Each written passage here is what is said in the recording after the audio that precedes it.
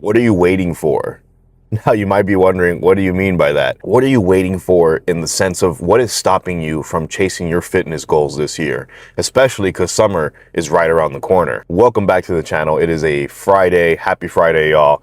Hopefully y'all are having a good week. Today is a pull day. We're going to be doing back, biceps, and a little bit of shoulder if we have some time. Now back to what I said earlier. What are you waiting for? It is time to train. It's time to accomplish your fitness goals. At the start of the year, you probably made a resolution to yourself to get back on the gym and back on track in January. Now's the time to execute it. There's still plenty of time to accomplish it before December hits. So no more dilly-dallying. It's time to get into the gym and accomplish those goals that you had set up and promised yourself. But with that being said, it's time to hit the gym, no more dilly-dallying, and it's time to get this workout in. It is currently 5:01. So the other day, somebody had asked me, how do I know when it's time to start increasing the weight on a machine or a lift, or if I'm, trying to hit a PR, or whatever the case may be, progressively overloading, how do I know when to increase the weight to better grow and better stimulate the muscle? It really all depends on how well you're performing those repetitions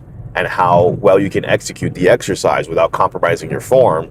And again, based on the amount of repetitions you can hit and hitting fatigue. For example, if you normally hit 100 pounds on a certain machine and you can normally hit that weight for 8 reps, but lately you've been able to hit it for 15 with good form and with proper technique, then it's probably time to increase the weight a little bit, because the last thing you want to do is have your body reach cardiovascular failure before you reach muscular failure. Sometimes that can happen with excessive repetitions, and that can also occur when you're moving too light of a weight. You want there to be intensity and contraction and constant resistance, and you really want to make sure you're hitting that 6 to 12 rep mark for that hypertrophy training. If you can hit more than 12 repetitions comfortably and you're not struggling with that weight, it's time to up the weight a little bit, and it's time to try to aim for those lower reps with heavier weight. Again, with good form. Do not compromise the form. The last thing you want to do as well is be an ego lifter and lift weight that you cannot comfortably execute and perform the exercise wrong, because that's not going to stimulate growth at all, and that will compromise your overall growth in the gym. Now, in terms of executing the exercise correctly and efficiently,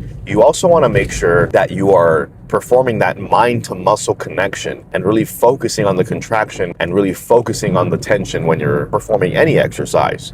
You might be asking yourself, what is mind to muscle connection? That is essentially self-explanatory, and it's in the name itself. It's when your mind really does make that muscular connection to the body part you're working out and focusing on that contraction, focusing on the muscle, so you're not just feeling like you're just hitting a repetition and kind of blanking out into space. And the reason why you want to make sure you have that strong mind to muscle connection is because it is very, very easy to doze off or zone out or daydream when performing an exercise, which is what you don't want, because that can lead to improper form, lack of actual intensity during the workout. So remember, 2 factors that are going to matter the most in terms of hypertrophy training is aiming for those 6 to 12 reps with heavy enough weight, and secondly, that mind to muscle connection, and just really overall focus on that contraction and not losing focus when lifting any type of weight or performing any type of exercise. While hypertrophy training on its own is not just the sole factor of growth in the gym,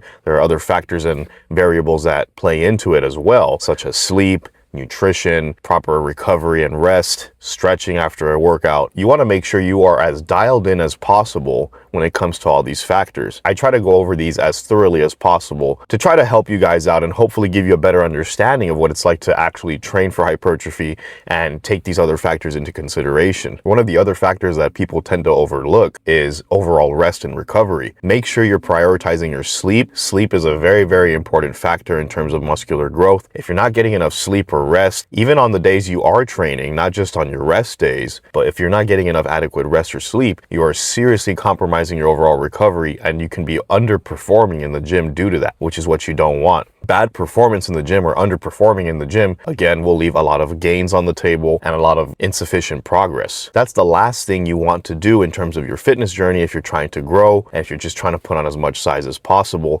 Sleep and rest have to be on point, as well as nutrition and a few other things. But enough of that. With that being said, we are here and it is currently 5:15 a.m. The gym looks relatively empty today. The parking lot wasn't too crowded, so hopefully we can grab a machine and get a good workout in. And yeah, I'm gonna go inside, film the sets, the progression and all that, show the pump afterwards. You already know this whole spiel. And yeah, I'll see y'all afterwards. Alrighty. So that pretty much wraps it up. As you can tell by the footage, it was an amazing pump. This was an amazing back day. Honestly, the pump was pumping, had an amazing workout. The gym was relatively empty as well, so I didn't have to wait too long for the machines. Overall, a great day, great start off to this morning so far. Great start off for this weekend. And overall, just a solid pump. I give this workout a solid 11 out of 10, honestly.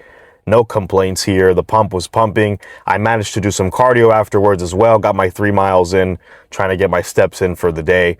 And yeah, just slowly adding more mass as we go along. Slowly but surely, we will get to our 200 pounds lean goal. Don't know when that's going to happen, but patience is a virtue and we will get there at some point. As long as we stay consistent and keep pushing, everything will work out in the end. It's been an amazing journey so far. Overall though, great day so far. Hope you guys are having a great week. Let's try to lock in and crush our fitness goals this week. If you have a goal in mind or something you're trying to accomplish for the week or even for the day, don't be afraid to chase it. Don't be afraid to attempt it. If you have a goal you're looking to crush this week, go for it.